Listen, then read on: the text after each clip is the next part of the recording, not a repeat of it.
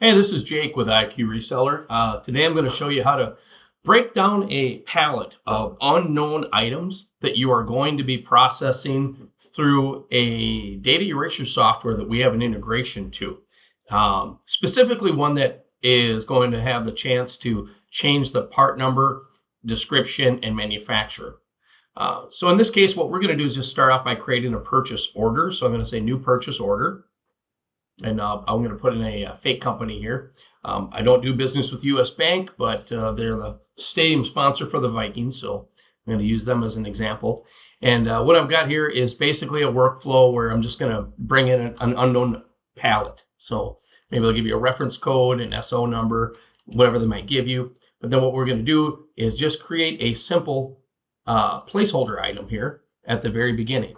So an unknown items, I've got a placeholder I call ITAD pallet. So you can have like maybe there's one, maybe you've got 4 of them, whatever, however many it is. Maybe you do by the truckload, by the gaylord, by the container. Doesn't really matter. In IQ, you're just going to create a placeholder for this thing, and then we can modify the description. So I'm going to say, estimated 50 servers per pallet. Oops, PALLET. Okay, so we'll say we're going to bring in 2 of these just to show what the screen looks like. And I'm going to hit save. And that's pretty much all I'm going to do.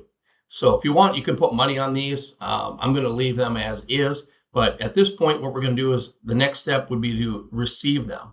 So let me try to get this in here. So the receive screen, we're going to hit receive. And there's actually several ways to break these down. So on pallet number 1, I'm going to do it like this, where I'm going to show my preferred method, which is the easiest. What I'm going to do is just simply put in the weight here. So if you're running mass balance reports, let's say this weighs 350 pounds. And then when we come to receive it or remove it, or what we're going to do, one method is you can highlight it and use the breakdown button here at the bottom. So when we do that, this isn't my preferred method because it takes a few more steps. But in order to do this, we actually have to receive it first and then come back in there to break it down. And now what we do on this screen is hit new line item. And then I'm going to use something I'm going to call DBA. So data bearing asset. So I'll hit select. And now you'll see that I have one data bearing asset here. Now I'm also going to hit duplicate line. So now we've got 2. And now if I duplicate this again, it's going to go to 4. And that's what it keeps doing, is duplicates what's on there. So it kind of makes it a little bit difficult to get an exact match with the number of assets. But if we keep doing it like this, highlighting this, we're going to double and double. Otherwise, we want to just do like 2 more. Maybe we'll hit DBA again. But see, what I don't like about this screen is that it doesn't give us great quantity control. So I should have like 9 or something on here. But at this point, maybe I'll go ahead and print the labels. And then I'll hit save. So this is one way that we can do this, is by basically receiving the pallet and then using the breakdown function. The breakdown function can be used at the receive screen. It can be used on the processing screen, or it can be used on the inventory screen. There's lots of ways we can do that, but now you see we have 9 of these. A method that I like to do instead that gives me more control is I'll go into receive, and now you'll see we have just 1 pallet left over. So I'll go to items to receive. And if I hit new line item on this screen instead of breakdown, now I do get the option to use quantity. So we had 9 of them before, so let's say we got 40 more. Whoops, wrong place to put that. So I'll put in DBA, and then I'll put quantity 40. So you see, it gives me a bit more control over it here. And then I'll hit save. Now the idea here, DBA just stands for data bearing asset. I know sometimes when John does it, he'll use something he calls TBD. So, and that just stands for like to be determined. But basically it's just a placeholder for an item that's going to be identified at a later stage. We're going to skip identification at the receiving process and do it somewhere else. Other customers have used something like unknown. It doesn't really matter as long as you know what that means. Otherwise, what we'll do now is I'm going to recommend that we print the basic label. So here we've broken this pallet down. So I'm going to remove it. That's all I'm going to do. And then I'll do a shift click here, shift and click all of these. And then I'll print the label. Now, since this doesn't have any data on it necessarily, what I'm going to do is instead of using like my default 4x2 with attribute label, I'm going to use probably the 2x1/2 or the 2x1. Because really all we need is the barcode that represents the inventory ID number. So that's right here on the 2x1 PO, or right here with the 2x1, but then it's going to say things like to be determined, but it will have the PO ID and the and then some of the more information on it in the rep. But a lot of people just use this one or this one, knowing that the information on there is not really very useful. So we'll go ahead and we'll hit save, and then you'll print the labels by clicking that button, and then when we do that, we hit receive. So as simple as that. Now we've got ourselves a pallet that's been fully broken down. If we'll go to the inventory grid down, we'll see what we have here. So you see we have a lot of items that say data bearing asset, or maybe it says to be determined, whatever you want to have. Now, I want to talk about this just for a second for those R2V3 customers. If we go look at the master item, when I created this item that I call DBA, so you see it just says DBA, miscellaneous manufacturer, description is whatever you want it to make it say. And then what I've done is I put it into a category. It says commodity, complete computer. These are all optional. You can make them be whatever you want them to be, as well as, if you want to have some information over here, you can, but you're probably not going to have anything. But down here for where it says apply attributes, what we're going to want to do is have your default R2V3 statuses. At the time of making my attributes, this is what we had. They were wanting us to track, or they're wanting the R2V3 processors to track a control status, which is either controlled or unrestricted. So if it has customer data on it still, it's controlled. Or they also had another status in the definitions that says D1 and D2. And then you also might have erasure results. So these are things that you would add later. Now, when I check these boxes, I just want to point out this is what it's going to give the DBA item as a default value. So that means that upon adding DBA, either by breaking a pallet down or adding them to the screen like I just did, these all are going to start with these default values. So unprocessed materials, you can give them their default value. Now, I'm going to jump back out of here, go back to inventory, and I don't have this hooked up live with any of the processing or the data erasure softwares. But what I'm going to do is use my processing screen to emulate what they might look like. So upon going into them, you're going to actually scan that barcode into a user-defined field.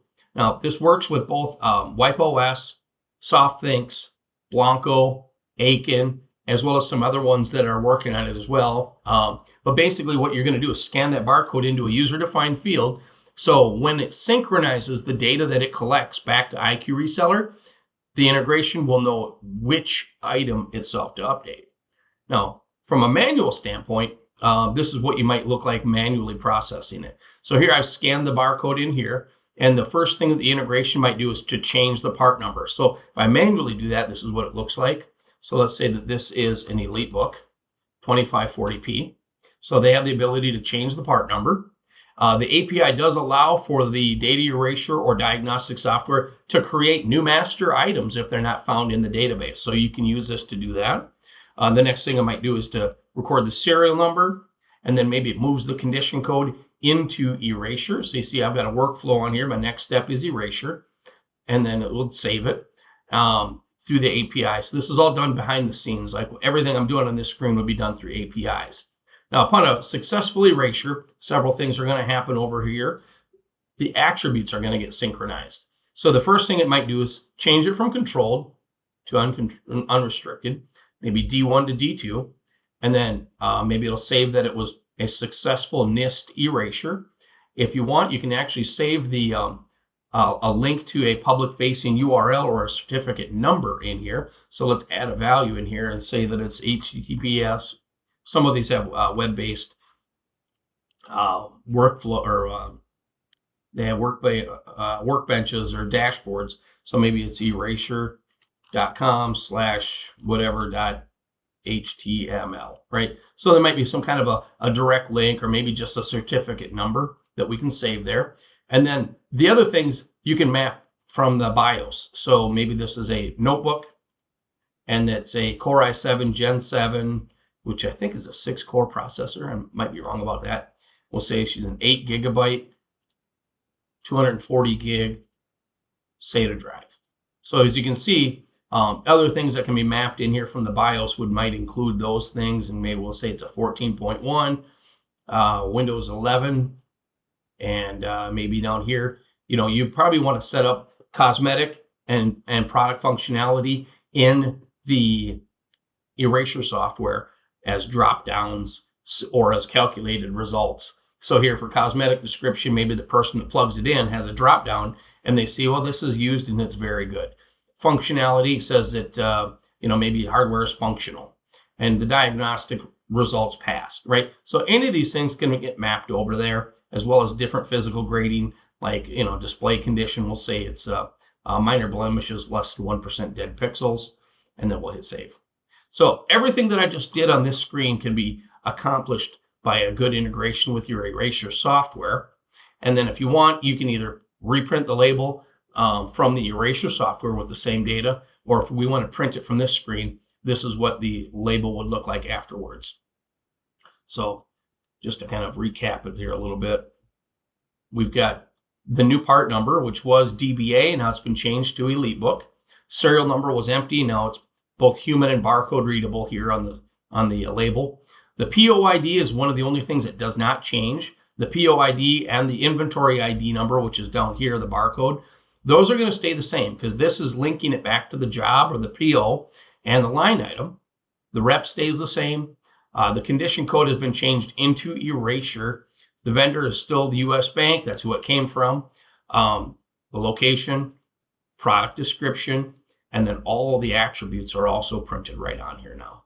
So this is our after. So if I close this, and maybe we'll change it. Now it's done with erasure. Now it's going to go into cleaning or something, right? So we'll close this. We'll save this. And then if we go back to the inventory grid, let's look up the same item again. Here, it's this one right here. So it's 78885. Now, instead of DBA, it's got all of the information that has been collected from there. So that's kind of how we would do the breakdown. So there's two different ways to do it. I do want to show, if we go back here to our other ITAD palette, let me get rid of this here. You'll also notice that I had two pallets on there. One of them is still on the order. Let's see, someplace here. So let's go %PALLET.